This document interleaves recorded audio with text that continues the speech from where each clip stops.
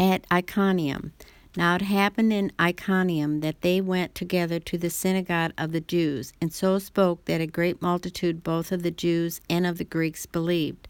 But the unbelieving Jews stirred up the Gentiles and poisoned their minds against the brethren. Therefore they stayed there a long time, speaking boldly in the Lord, who was bearing witness to the word of his grace, granting signs and wonders to be done by their hands.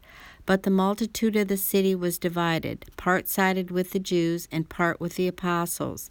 And when a violent attempt was made by both the Gentiles and Jews with their rulers to abuse and stone them, they became aware of it and fled to Lystra and Derbe, cities of Lycaonia, and to the surrounding region, and they were preaching the gospel there.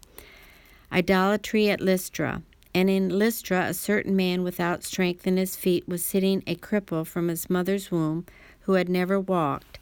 This man heard Paul speaking. Paul, observing him intently and seeing that he had faith to be healed, said with a loud voice, "Stand up straight on your feet." And he leaped and walked. Now when the people saw what Paul had done, they raised their voices, saying in Lycaonian language, "The gods have come down to us in the likeness of men." And Barnabas they called Zeus, and Paul Hermas, because he was a chief speaker. Then the priests of Zeus, whose temple was in the front of their city, brought oxen and garlands to the gates, intending to sacrifice with the multitudes. But when the apostles Barnabas and Paul heard this, they tore their clothes and ran in among the multitude, crying out and saying, "Men, why are you doing these things? We also are men with the same nature as you, and preach to you that you should turn from these useless things to the living God, who made the heaven, the earth, the sea, and all things that are in them, who in bygone generations allowed all nations to walk in their own ways. Nevertheless, he did not leave himself without witness, in that he did good, gave us rain from heaven and fruitful seasons, filling our hearts with food and gladness." And with these sayings they could scarcely restrain the multitudes from the sacrificing to them. Stoning escaped to Derbe. Then Jews from Antioch and Iconium came there, and having persuaded the multitudes, they stoned Paul and dragged him out of the city, supposing him to be dead.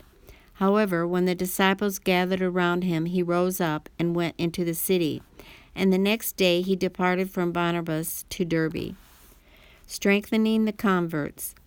And when they had preached the gospel to the city and made many disciples, they returned to Lystra, Iconium, and Antioch, strengthening the souls of the disciples, exhorting them to continue in the faith, and saying, "We must through many tribulations enter the kingdom of God." So when they had appointed elders in every church and prayed with fasting, they commended them to the Lord in whom they had believed. And after they had passed through Pisidia, they came to Pamphylia. Now when they had preached the word of Perga, they went down to Attalia. From there they sailed to Antioch, where they had been commended to the grace of God for the work which they had completed. Now when they had come and gathered the church together, they reported that God had done with them, and that he had opened the door of faith to the Gentiles. So they stayed there a long time with the disciples.